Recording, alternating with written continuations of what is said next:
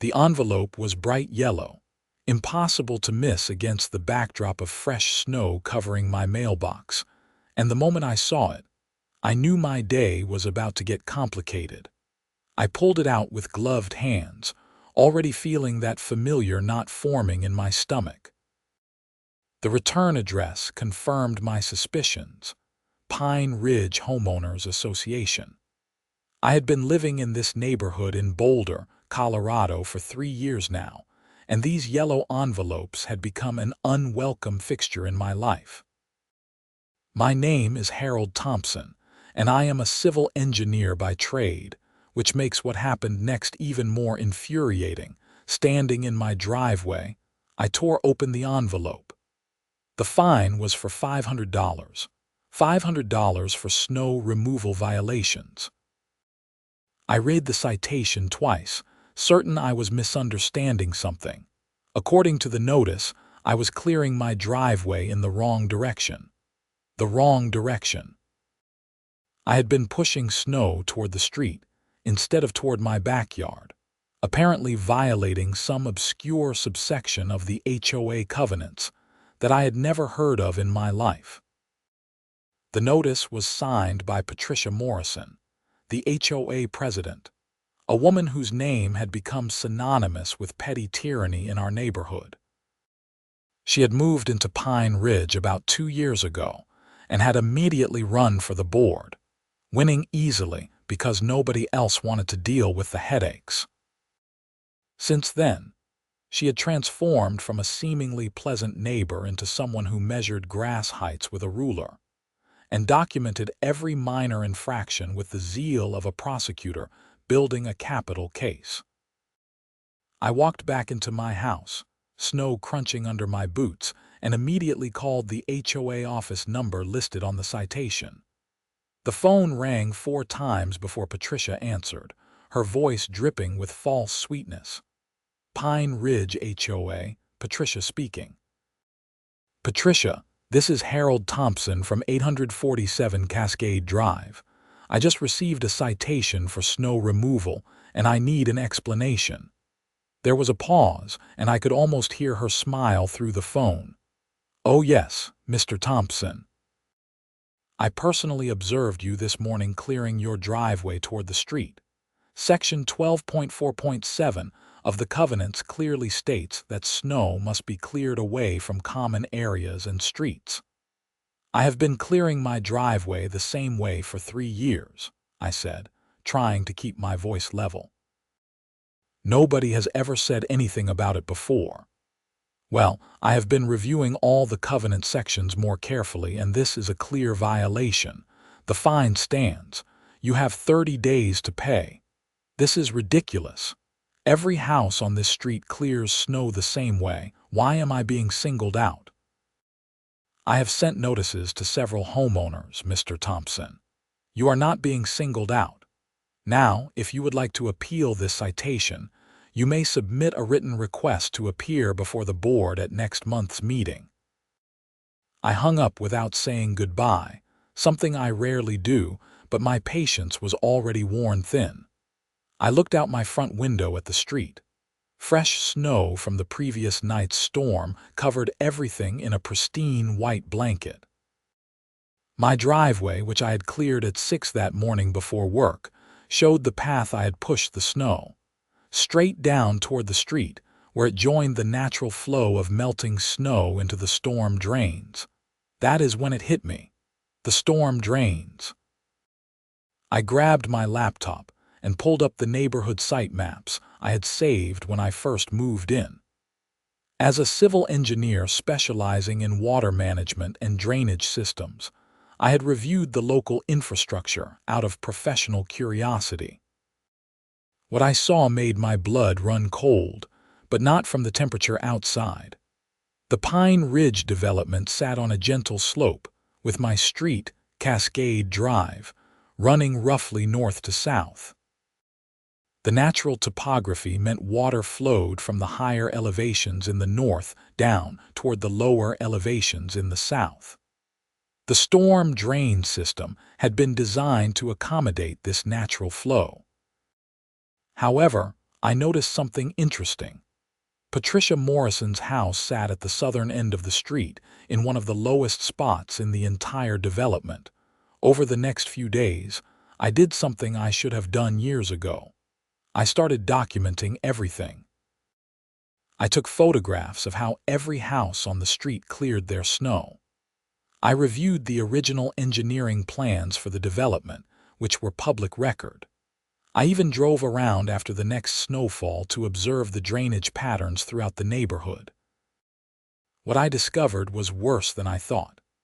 The HOA, under Patricia's leadership, had been gradually implementing this backwards snow-clearing policy across the entire development.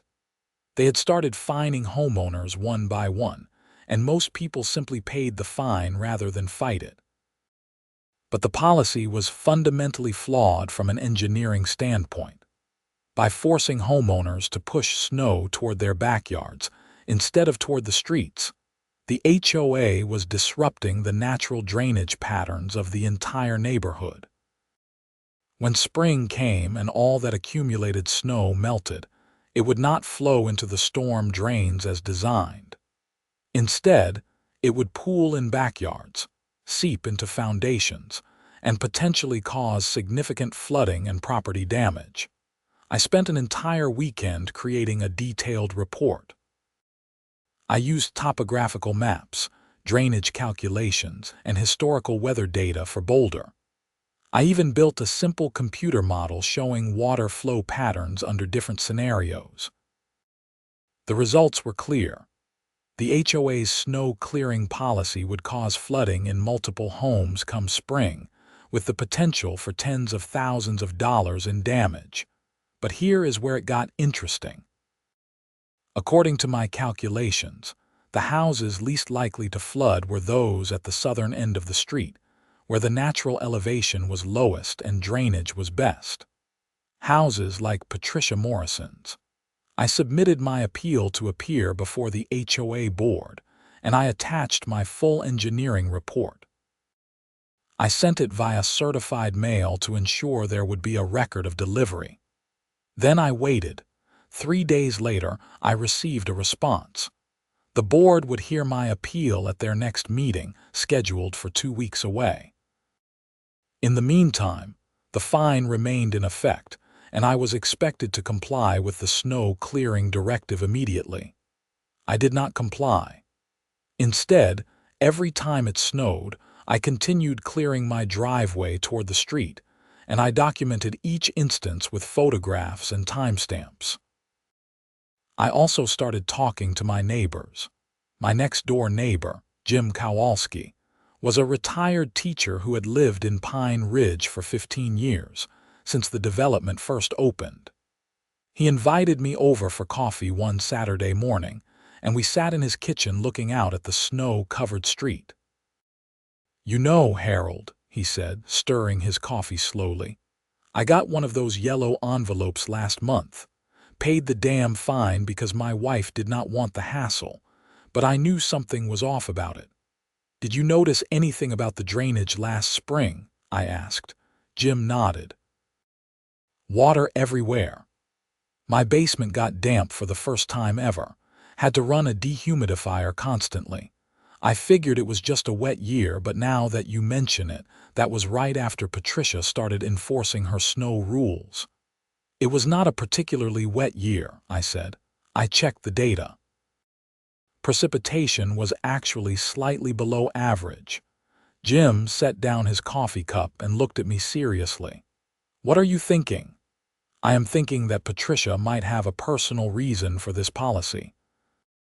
Her house sits at the perfect spot to avoid flooding even if the entire rest of the neighborhood turns into a swamp." Over the next 2 weeks, I talked to 17 different homeowners on my street and the surrounding blocks. 11 of them had received fines for snow-clearing violations. 8 had paid without appealing. 3 were planning to fight it, and all of them reported increased moisture problems in their basements and foundations the previous spring. I organized a meeting at my house the night before the HOA board meeting. 12 homeowners showed up, cramming into my living room with coffee and determination. I presented my findings using my TV as a display screen, walking everyone through the engineering analysis. "The bottom line," I said, pointing to a drainage map on the screen, "is that the current HOA policy contradicts basic engineering principles and the original development plans. When spring comes, we are looking at potentially serious flooding issues throughout the neighborhood." A woman named Rachel Chen, who lived 3 houses down, raised her hand. "Can we sue them? I mean, if this causes damage to our homes." "Possibly," I said. "But I would rather prevent the damage in the first place. That is why I need all of you to come to tomorrow's board meeting." The more voices they hear, the harder it will be for them to dismiss this. The next evening, 23 homeowners showed up at the board meeting, which was held in the community center clubhouse. The normal attendance for these meetings was usually just the 5 board members and maybe 1 or 2 residents with specific complaints. Patricia Morrison looked visibly shocked when we all filed in. The board sat at a long table at the front of the room, Patricia in the center, with 4 other members flanking her. I recognized 2 of them: Donald Kramer, a dentist who rarely spoke at meetings, and Susan Palmer, a real estate agent who had sold several homes in the development. The other 2 were Robert Chen and Maria Garcia, both relatively new to the board. Patricia called the meeting to order, her voice tight. "We have quite a crowd tonight. However, we will still follow the normal agenda. Appeals are heard during new business, which is item 7 on tonight's agenda." For the next 45 minutes, we sat through the most mind-numbing procedural discussions imaginable. Approval of last month's minutes, financial reports, discussion of landscaping contracts. I watched Patricia deliberately drag out each item, probably hoping some of my supporters would get bored and leave. None did. Finally, we reached new business.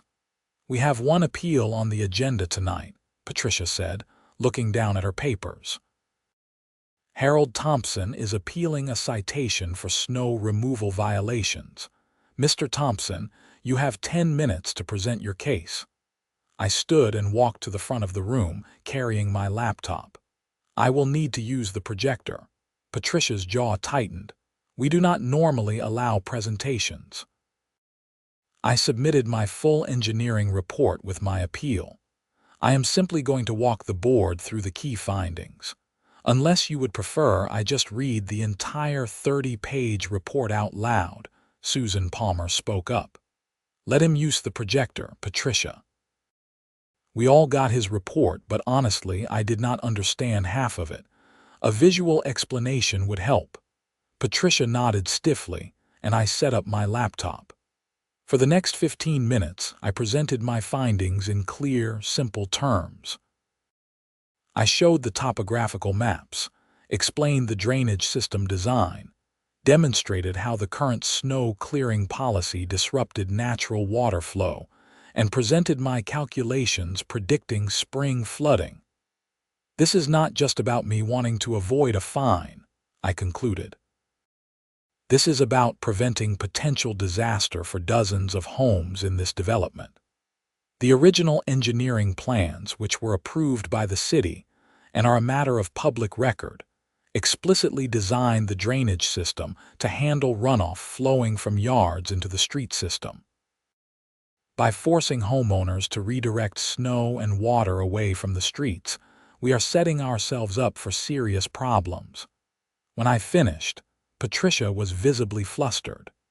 "Mr. Thompson, while I appreciate your enthusiasm, I think you are overstating the issue. The covenant clearly states—" "I have a question," interrupted Maria Garcia, one of the board members I did not know well. "Mr. Thompson, what is your professional background?" "I am a civil engineer specializing in water management and drainage systems. I have been licensed in Colorado for 8 years. Maria looked at Patricia. And what is your professional background, Patricia? Patricia's face reddened. I do not see how that is relevant. I think it is very relevant, said Robert Chen. We have a licensed engineer telling us that our policy could cause flooding, and we have no technical expertise on this board to evaluate his claims. I move that we suspend enforcement of Section 12.4.7 until we can get an independent engineering assessment. Second, said Maria immediately. Patricia looked panicked.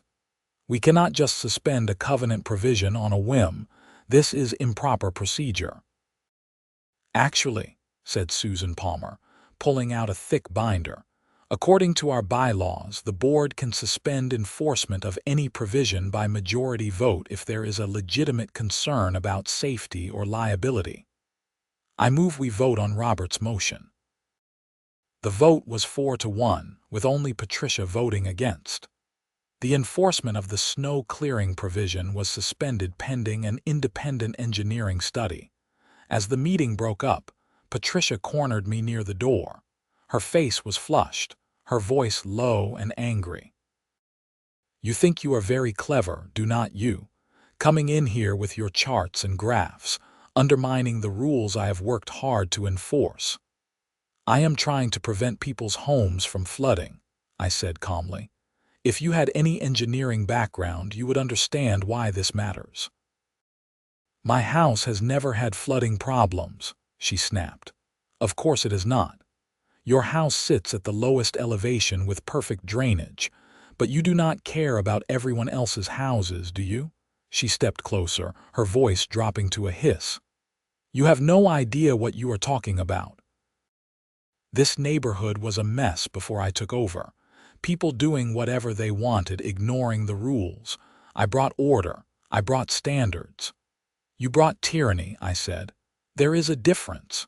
She stormed off, and several of my neighbors came over to thank me.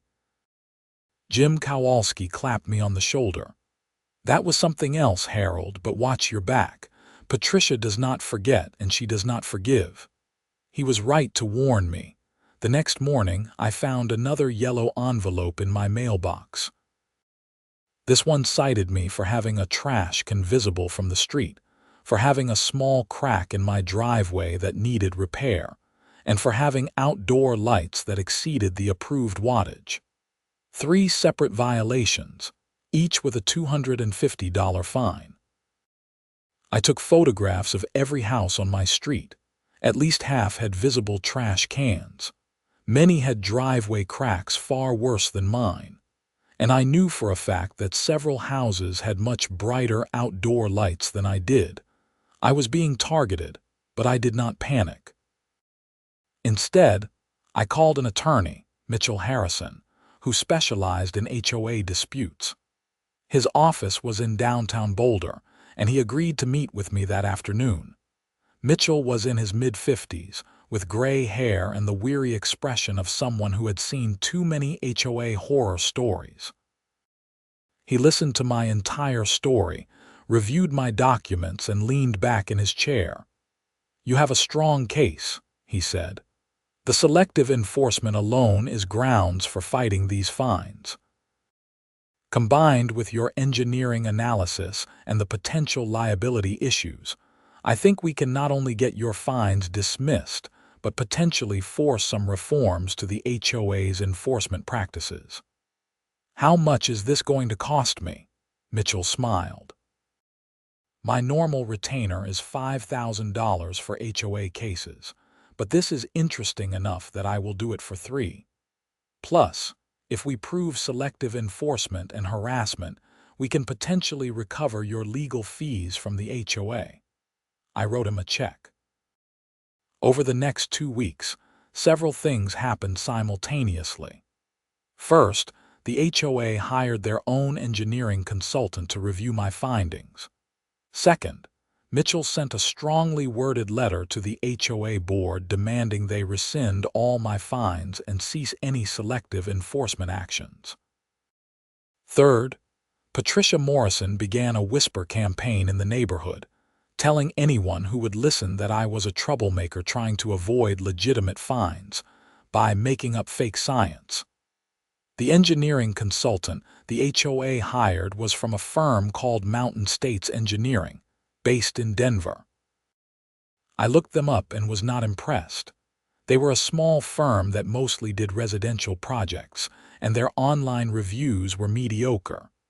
Still, they were licensed professionals, and I knew my analysis was solid enough to withstand scrutiny. The consultant's report came back 3 weeks later. I obtained a copy through a public records request, since the HOA was required to keep such reports available to homeowners. I read it in my living room on a Saturday morning, coffee growing cold beside me as I went through each page. The report confirmed everything I had said. In fact, it went further than I had, identifying additional drainage concerns I had not even considered. The consultant's conclusion was unambiguous. The HOA's snow clearing policy was fundamentally incompatible with the development's drainage infrastructure and posed significant risk of flooding and water damage to residential structures. The report also included a recommendation that the HOA immediately rescind the policy and potentially face liability for any damage that occurred as a result of homeowners following the incorrect directive. I forwarded the report to Mitchell Harrison and waited for the HOA's response. It came in the form of an emergency board meeting, called with the minimum required notice period. Patricia sent out an email to all homeowners at 11 p.m. on a Tuesday, scheduling the meeting for 7 p.m. on Thursday. Mitchell advised me that this was likely an attempt to conduct business with minimal homeowner oversight, since the short notice meant fewer people would be able to attend. We showed up anyway. This time, about 15 homeowners made it to the meeting, and Mitchell came with me as my legal representative. Patricia looked like she had aged 5 years in the past month. Her normally perfect hair was slightly disheveled, and there were dark circles under her eyes. This emergency meeting has been called to address the engineering report regarding snow clearing policies, Patricia began, her voice strained. The board has reviewed the report, and we acknowledge that modifications to our enforcement may be necessary. May be. Mitchell stood up without waiting to be recognized. Miss Morrison, the engineering report clearly states that your policy poses a significant risk to homeowners. This is not a matter of modifications, or may be. This is a matter of the HOA immediately ceasing enforcement of a policy that could cost homeowners tens of thousands of dollars in damage. And who are you? Patricia demanded. Mitchell Harrison, attorney for Mr. Thompson. I suggest the board take this matter very seriously. We are prepared to file suit if necessary, not only for the harassment my client has endured, but for gross negligence in enforcing a policy that contradicts basic engineering principles. Donald Kramer, the dentist on the board, spoke up for the first time in my memory. Patricia, I think we need to just rescind the policy. We hired an expert. The expert agreed with Harold's assessment, and we are potentially exposing the HOA to massive liability. I second that, said Susan Palmer. We need to rescind Section 12.4.7 enforcement immediately and issue a notice to all homeowners that they should clear snow in the direction that naturally directs water toward the storm drainage system. That would be an admission of wrongdoing, Patricia protested. It would be responsible governance, Robert Chen said quietly. Patricia, I know you have worked hard for this neighborhood, but sometimes we have to admit when we have made a mistake. This is one of those times. The vote was 4-1. Again, Patricia was the only dissenting vote. The snow clearing policy was officially rescinded, and homeowners would be notified within 48 hours. I thought that would be the end of it. I was wrong. 2 days later, I received a formal notice from the HOA that I was being fined for disrupting HOA business, and causing unnecessary expense to the association. The fine was $2,000, supposedly to cover the cost of the engineering report that had been commissioned. Mitchell Harrison laughed when I showed him the notice. Actually laughed. "Oh, this is beautiful. They have just handed us our case on a silver platter." "How so?" "They commissioned that engineering report as part of their due diligence in responding to your legitimate appeal. They cannot then turn around and charge you for proving that you were right. This is retaliatory. It is documented as retaliatory, and it is exactly the kind of thing that gets HOA boards in serious trouble." Mitchell filed a lawsuit the next day. He sued the Pine Ridge HOA for selective enforcement, harassment, and retaliatory action. He also named Patricia Morrison personally in the suit, which was unusual but justified given the pattern of behavior. The lawsuit changed everything. The HOA's insurance company got involved, and their attorney immediately advised the board to settle. Patricia was forced to recuse herself from any decisions regarding the lawsuit, which meant she had effectively lost control of the board. But Patricia was not done yet. If I thought she would simply accept defeat gracefully, I did not know her at all. I started noticing her driving past my house at odd hours, just driving slowly, looking at my property. When I would come out to get my mail, she would happen to be walking her dog nearby. She started attending every board meeting, even though she had effectively been sidelined, sitting in the audience and glaring at anyone who spoke. Then things escalated in a way I never saw coming. It was early March, and the weather had turned warmer. Snow was melting rapidly throughout the neighborhood, exactly as I had predicted. The homeowners who had been forced to pile snow in their backyards under the old policy were now dealing with water pooling near their foundations. Several people had to rent pumps to keep their basements from flooding. My house, meanwhile, was perfectly fine. The snow I had pushed toward the street melted and flowed naturally into the storm drains, exactly as the system was designed. My basement was dry, my foundation was intact, and everything was working as it should. But on March 15th, something strange happened. I came home from work to find water pooling in my backyard, near my foundation. This made no sense. My property was on a slope that naturally directed water away from my house. There was no reason for water to be pooling there. I walked around my property, looking for the source. That is when I found it. Someone had deliberately built a small berm of dirt and snow along the side of my property, creating a dam that redirected water flow toward my house instead of away from it. I took photographs from every angle, then I called Mitchell Harrison. He told me to also call the police and file a report, which I did. The responding officer, a young woman named Officer Sarah Martinez, looked at the berm and frowned. "Someone definitely built this," she said. "This was not natural accumulation. Do you have any idea who might want to cause water damage to your property?" "I have a strong suspicion," I said, and I explained the whole situation with Patricia Morrison. Officer Martinez took detailed notes and photographs.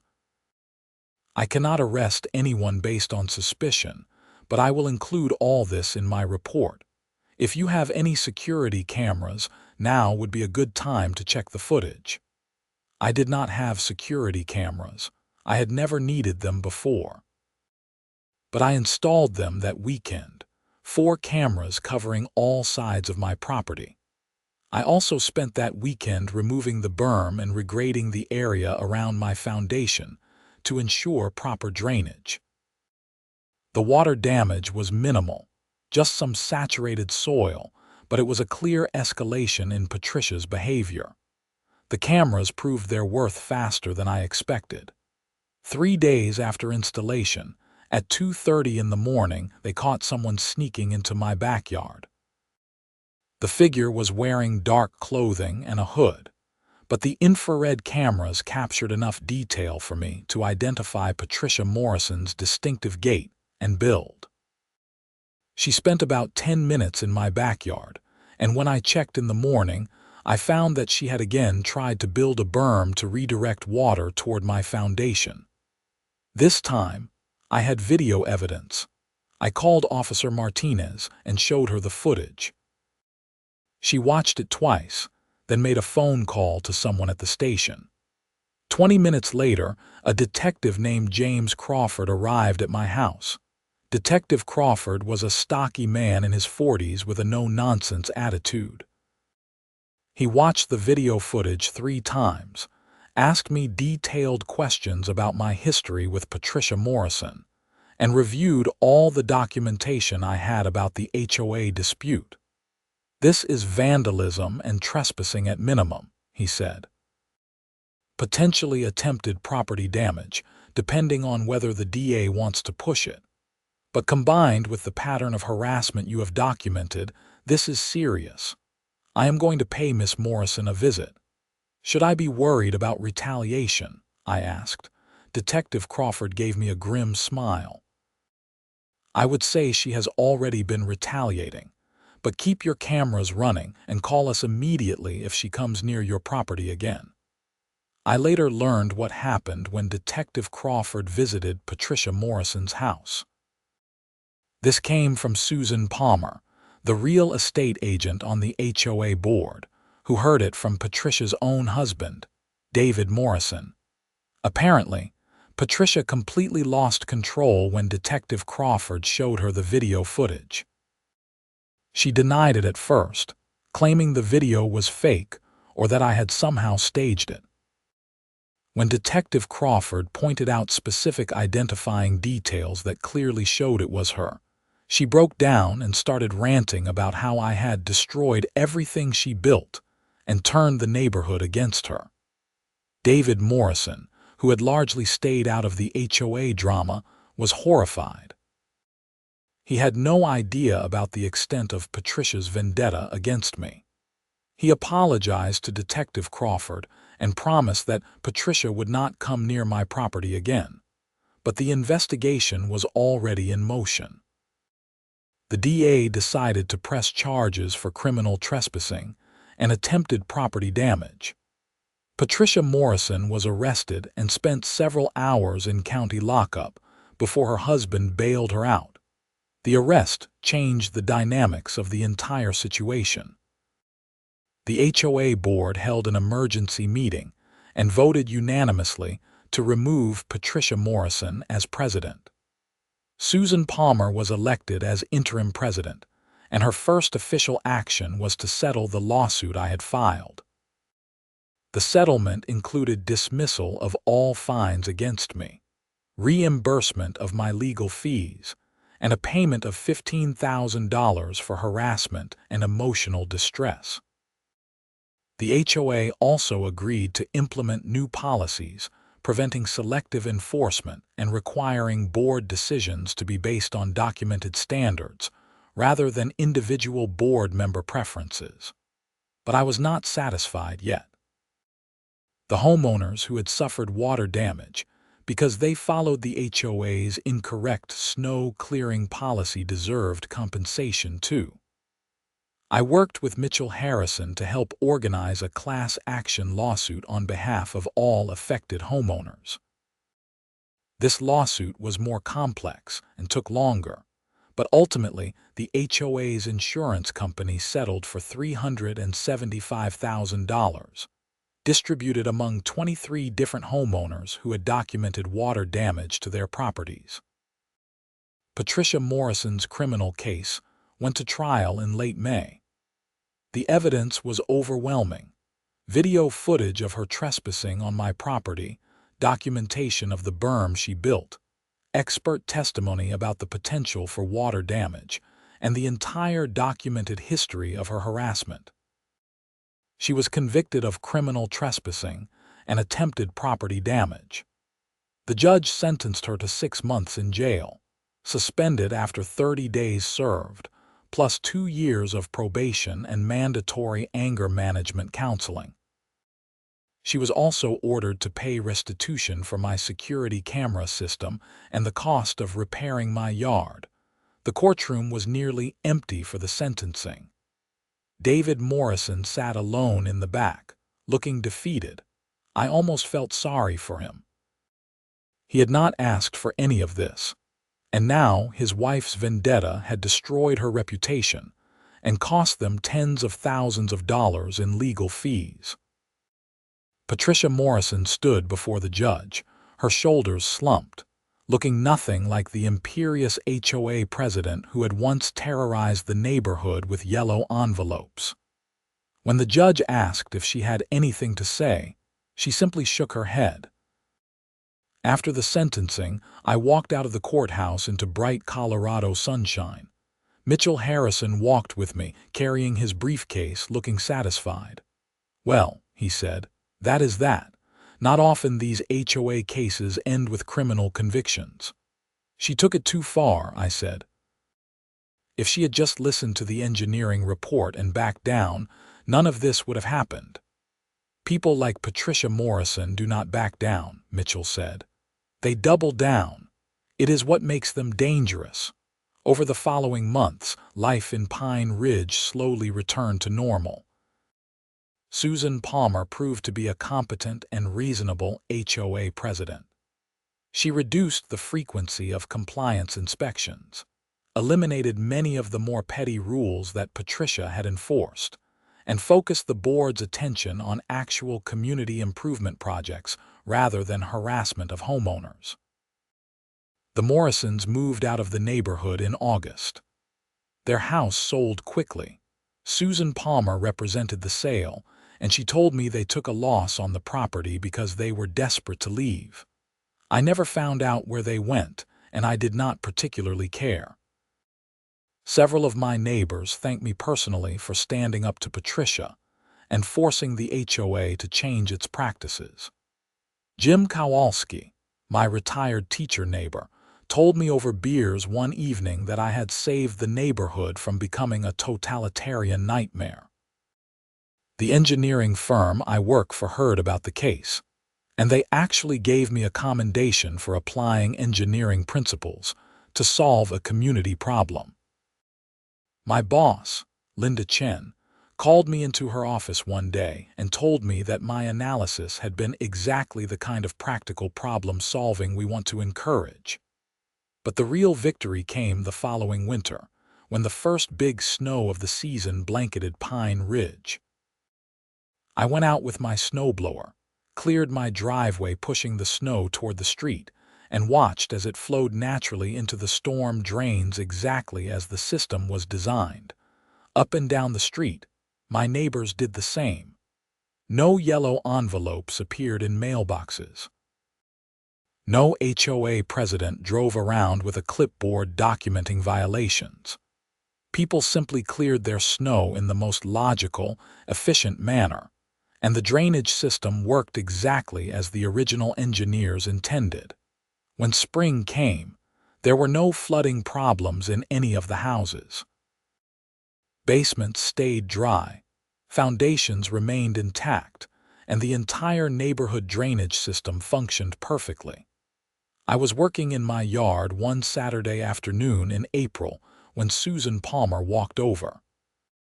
She had been a good HOA president, and under her leadership, the board had actually accomplished useful things like repaving some of the neighborhood streets and organizing community events that people actually wanted to attend. "Harold," she said, "I wanted to thank you again for everything you did. I know it was not easy standing up to Patricia like that." "It needed to be done," I said, putting down my rake. "Nobody should have to live in fear of their HOA." "The board has been talking," Susan continued, "and we would like you to consider joining. We need someone with your technical expertise, and frankly, we need someone who is willing to push back against bad ideas." I considered the offer. Part of me wanted nothing to do with HOA governance after everything that had happened. But another part realized that the best way to prevent another Patricia Morrison from taking over was to have reasonable people involved in the process. "Let me think about it," I said. Susan nodded. "That is all I ask. The next election is in 6 months. Just consider it." After she left, I stood in my yard looking around the neighborhood. Children were playing in the street, riding bikes and drawing with sidewalk chalk. Someone was grilling in their backyard, and the smell of barbecue drifted on the spring breeze. It was peaceful. It was normal. It was what a neighborhood should be. I thought about everything that had happened over the past year. The yellow envelopes, the fines, the engineering analysis, the lawsuit, Patricia's arrest. It had been exhausting and stressful, but it had also been necessary. Sometimes you have to fight for what is right, even when it is difficult and uncomfortable. My phone buzzed with a text message. It was from Mitchell Harrison. "Saw the news about Morrison. Probation violation, back in jail for 60 days. Thought you would want to know." I sighed and put my phone back in my pocket. Apparently, Patricia had violated the terms of her probation somehow. I did not want to know the details. That chapter of my life was over, and I wanted to keep it that way. I went back to my yard work, raking out the old leaves and debris from winter, preparing the flower beds for planting. My house was solid, my foundation was dry, and my drainage worked perfectly. In the end, engineering and common sense had prevailed over petty tyranny and personal vendettas. That evening, I sat on my back porch with a beer, watching the sunset paint the Rocky Mountains in shades of orange and purple.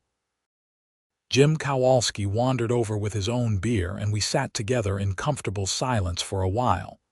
"You ever hear from the Morrisons?" he finally asked. "Nope. Susan said they moved somewhere out of state, Arizona, I think." Jim raised his beer. "Good riddance." We clinked bottles and drank to that sentiment. Later that night, lying in bed, I thought about Susan's offer to join the HOA board. The more I considered it, the more it made sense. HOAs were not inherently bad organizations. They served a legitimate purpose in maintaining community standards and managing shared resources. The problem was when they fell into the hands of people like Patricia Morrison, who used them as instruments of personal power rather than tools for community benefit. By the next morning, I had made my decision. I called Susan Palmer and told her I would run for the board in the next election. "That is wonderful," she said. "We need people like you, Harold, people who understand that rules should serve the community, not the other way around." The election was 6 months away, in October. I spent that time getting more involved in neighborhood activities, attending board meetings regularly, and talking with my neighbors about their concerns and priorities. What I found was that most people had simple, reasonable desires: well-maintained streets, functioning infrastructure, and freedom to live their lives without constant oversight and harassment. When October came, I ran for the board along with 3 other candidates competing for 2 open positions.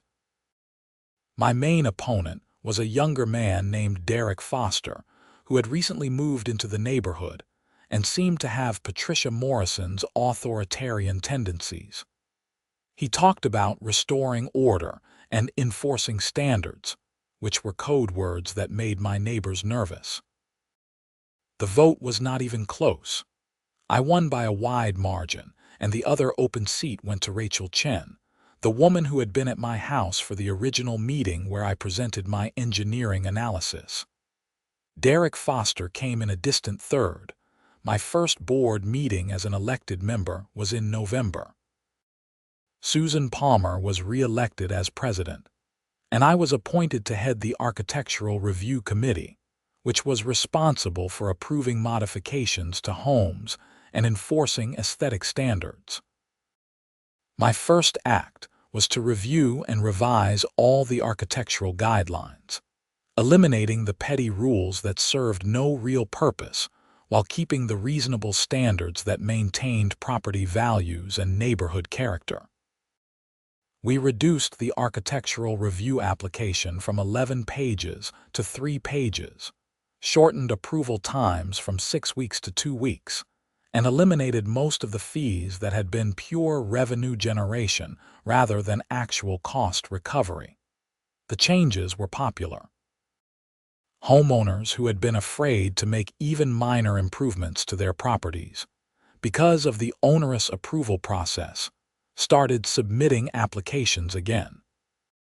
We approved a new deck, several fence replacements, and even a small shed, all within the revised guidelines that focused on reasonable standards rather than arbitrary restrictions. In December, we had the first snowfall of the new winter season. I watched with satisfaction as homeowners throughout Pine Ridge cleared their driveways in the logical direction, pushing snow toward the streets where it flowed naturally into the storm drains. The system worked exactly as it was designed to work, and no yellow envelopes appeared in anyone's mailbox. At the December board meeting, Susan Palmer presented the year-end financial report. Because we had eliminated much of the harassment-based enforcement that Patricia Morrison had implemented, the HOA's legal expenses had dropped by over $60,000. We were able to use those savings to fund real improvements, new playground equipment, repairs to the community center, and upgrades to the neighborhood entrance landscaping. On Christmas Eve, several neighbors organized a caroling group that walked through Pine Ridge singing holiday songs.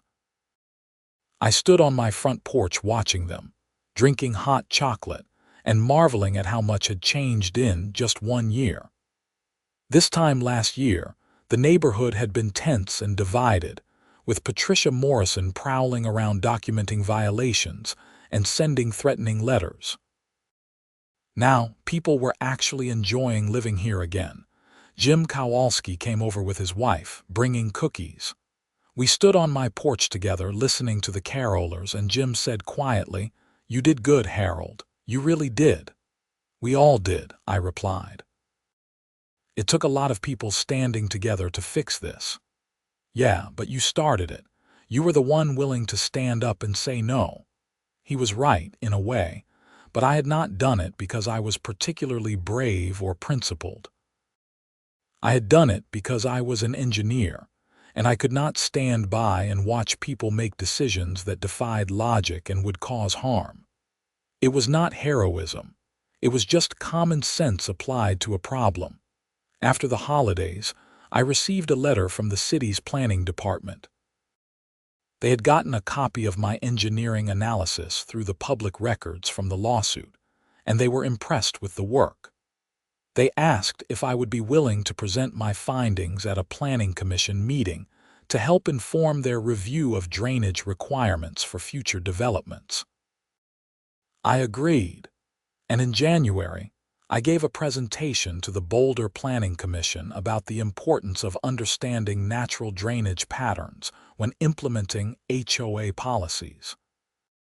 Several commissioners asked detailed questions, and the planning director told me afterward that they were considering adding language to their development approval process, requiring HOA covenants to be reviewed for consistency with infrastructure design. If that happened, my fight with Patricia Morrison might actually result in preventing similar problems in other neighborhoods throughout Boulder and potentially beyond. That felt like a meaningful legacy from an otherwise frustrating experience. As winter progressed and spring approached again, I watched the drainage patterns throughout Pine Ridge carefully. Everything functioned exactly as predicted. Snow melted, water flowed into the storm drains, and no houses flooded.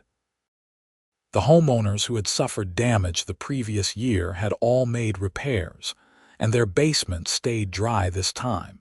In March, I attended a regional HOA conference in Denver, representing Pine Ridge along with Susan Palmer. We presented a workshop on balancing community standards with common sense, sharing our experiences and the reforms we had implemented. The workshop was packed, with representatives from over 50 different HOAs throughout Colorado. During the question and answer session, a woman raised her hand. "How did you deal with the board members who resisted these changes?" Susan and I looked at each other, and she answered carefully. "We had one board member who was very resistant to change and who had a personal investment in maintaining strict enforcement. Ultimately, that board member's behavior became so extreme that she was removed from the board and faced criminal charges for harassment and property damage." The room went silent. Then another hand went up. "Criminal charges for an HOA dispute." "It went beyond a normal HOA dispute," I said.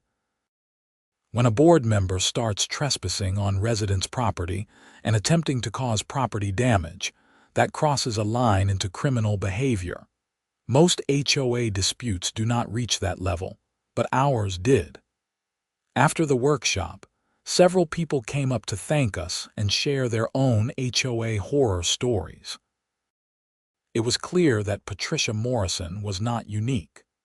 There were petty tyrants in HOAs throughout the country, making people's lives miserable over minor violations and personal vendettas. The difference was that most people just accepted it and paid the fines rather than fighting back. In April, I was working in my yard one Saturday when a moving truck pulled up to the Morrisons' old house. New neighbors were moving in.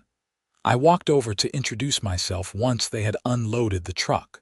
The new owners were a young couple, Chris and Amanda Porter, with a 3-year-old daughter.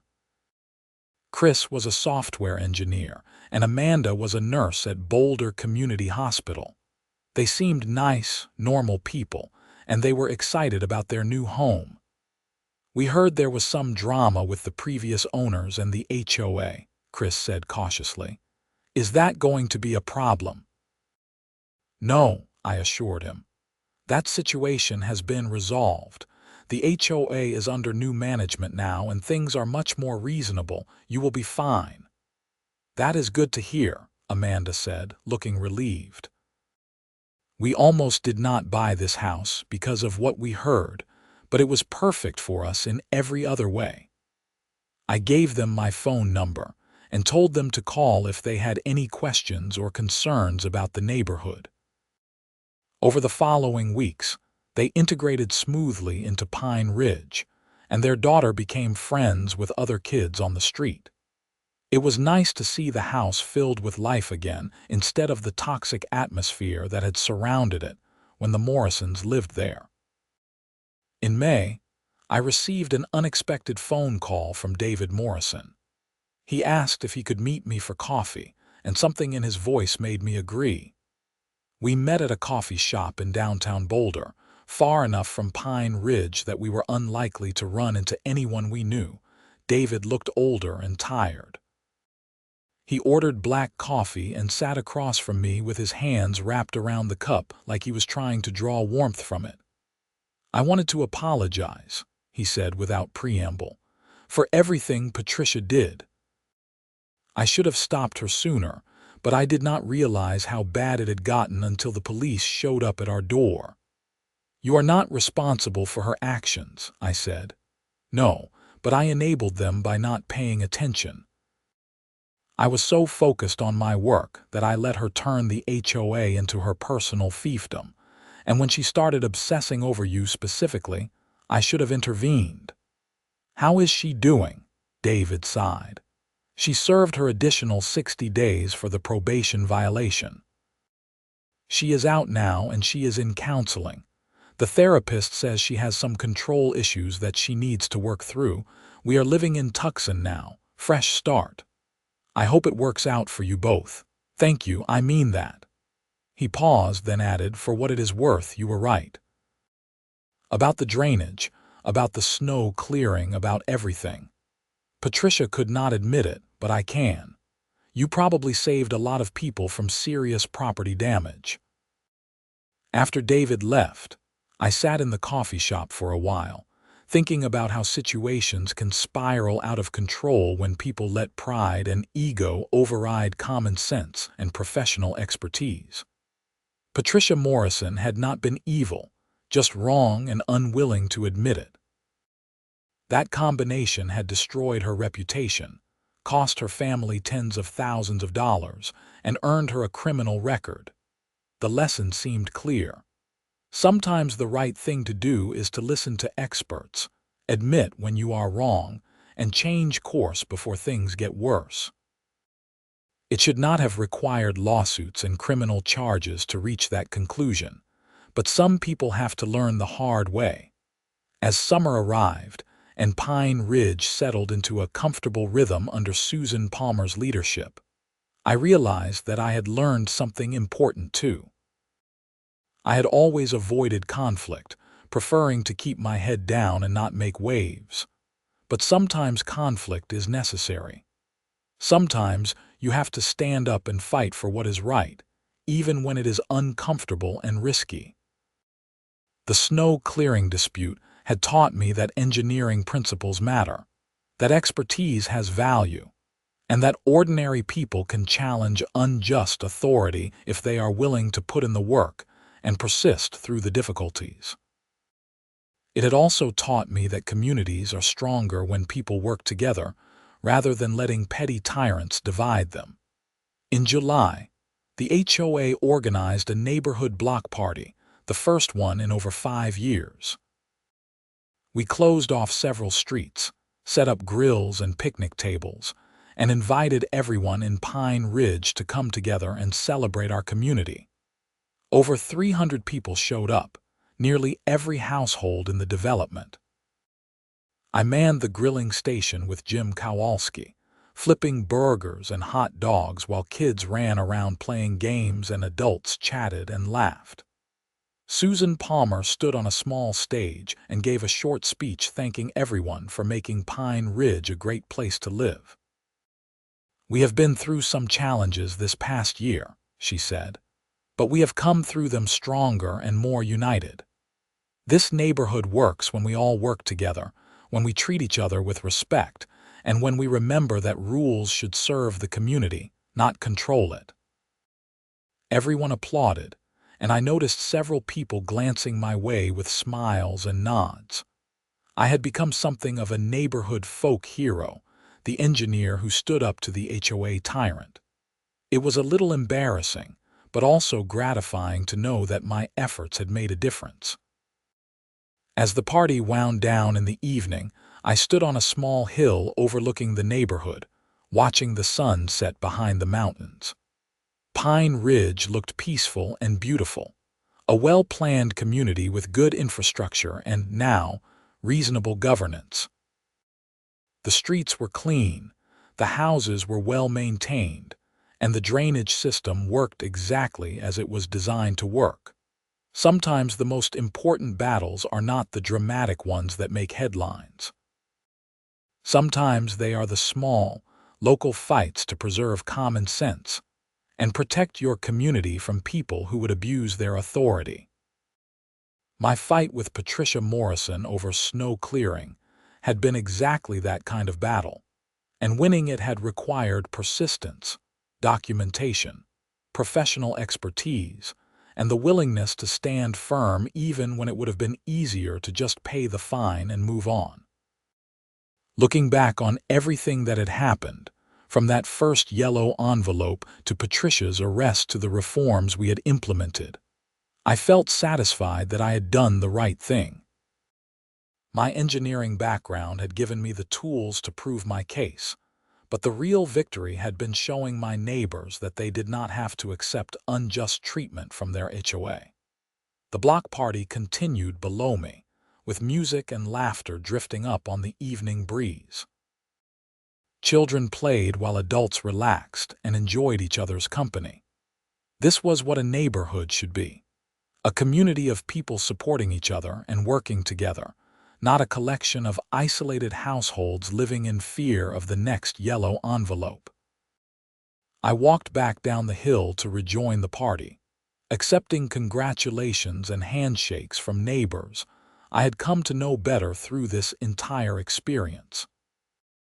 Tomorrow, I would go back to my regular job as a civil engineer, designing drainage systems and water management infrastructure for commercial developments. But I would also continue serving on the HOA board, using my expertise to ensure that Pine Ridge remained a place where people wanted to live. The fight with Patricia Morrison had been exhausting and stressful, but it had also been necessary and, ultimately, successful. Justice had been served, both in the courtroom and in the more important arena of everyday community life. The neighborhood was better off, homeowners were protected, and the drainage system worked properly. Sometimes being right is not enough. You also have to be willing to fight for what is right, to document your case carefully, to persist through setbacks and harassment, and to trust that truth and evidence will eventually prevail. I had done all of that, and Pine Ridge was better for it. As the stars came out above the Rocky Mountains and the neighborhood party continued into the night, I felt grateful for the community we had built and proud of the small part I had played in making it better. The yellow envelope that had started this whole saga was long gone, but the lessons learned from fighting that unjust fine would stay with me forever.